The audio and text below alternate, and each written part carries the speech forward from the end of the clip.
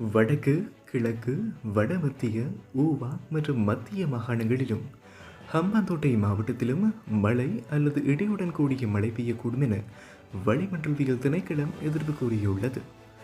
ஊவா மற்றும் கிழக்கு மாகாணங்களிலும் மாத்தளை, நுவரெலியா, பொலன்னறுவை மற்றும் ஹம்பாந்தோட்டை மாவட்டங்களில் சில இடங்களில் 100 மில்லிமீட்டருக்கும் அதிகளவான பலத்த மழை பெய்யக்கூடும்.